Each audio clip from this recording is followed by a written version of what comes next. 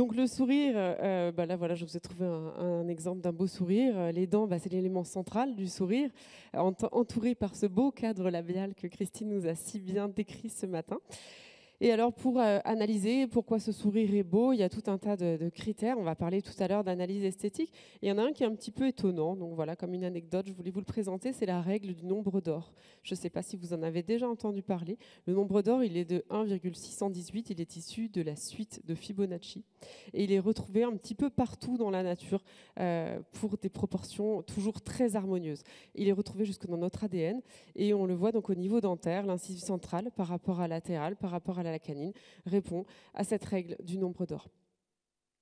Mais avant tout, je pense que la règle d'or en 2022, c'est, et là, Florence m'a un petit peu spoilé, c'est le gradient thérapeutique, et vous avez compris, cette conférence, je la veux au cœur du gradient thérapeutique.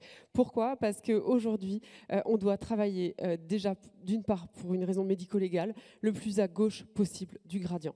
Hein, c'est fondamental. Plus vous avancez dans le gradient thérapeutique, plus déjà vous allez prendre des risques, plus vous allez transpirer, moins ça va être facile.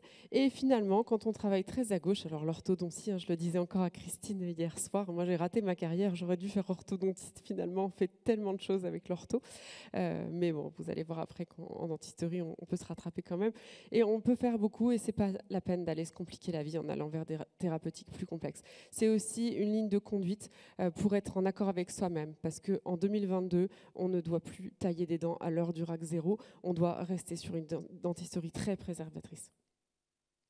Alors, merci au docteur Gilles Tirlet. Alors, au passage, Gilles Tirlet et Jean-Pierre Attal sont mes maîtres, nos maîtres avec Olivier, avec le docteur René Serfati à Strasbourg. Il m'a prêté cette belle diapo pour vous dire que, voilà, le gold standard, l'émail, c'est un tissu sacré. Il faut le préserver à tout prix. Et malheureusement, trop de couronnes sont réalisées aujourd'hui sur des dents qui n'en ont pas besoin. On voit sur les réseaux sociaux énormément de surtraitement, de facettes. Donc nous sommes dentistes, vous avez compris, orientés esthétiques, mais finalement, les facettes, on n'en fait pas beaucoup. Et les couronnes, les seules couronnes qu'on va faire, finalement, ça va être les réfections des anciennes couronnes. Et finalement, ça doit rester aujourd'hui la seule et dernière indication de nos couronnes. On doit regarder, respecter, imiter la nature, ça c'est Pascal Magne qui nous le dit. Deux tissus, l'émail et la dentine qui sont très très différents. L'émail est très rigide, la dentine est très résiliente, et ils sont solidarisés par cette jonction amélo-dentinaire. J'aime beaucoup cette image de Francesca Vailati, je ne sais pas si vous en avez entendu parler, qui parle de la raquette de tennis. Avez-vous déjà essayé de jouer au tennis sans le cadre de la raquette? Ça marche pas bien du tout. Donc les dents, c'est pareil. Si on enlève tous les mailles autour, ça fonctionne moins bien, c'est beaucoup trop fragile. J'aime beaucoup aussi cet article. Alors, je vous ai mis à la fin de la conférence un petit flashcode que vous pourrez récupérer avec vos téléphones portables, et vous pourrez récupérer quelques articles avec lesquels je me suis servie pour monter cet exposé. Et cet article d'Adia de Charrière, il est très intéressant. Moi, j'ai toujours été intéressée par l'esthétique, et quand j'étais à la faculté, j'ai été un petit peu déçue parce qu'on m'en a pas parlé, ou très très peu. Et en fait, on disait non, l'esthétique, c'est pas très important. Finalement, il faut soigner avant tout nos patients, il faut être dans la fonction.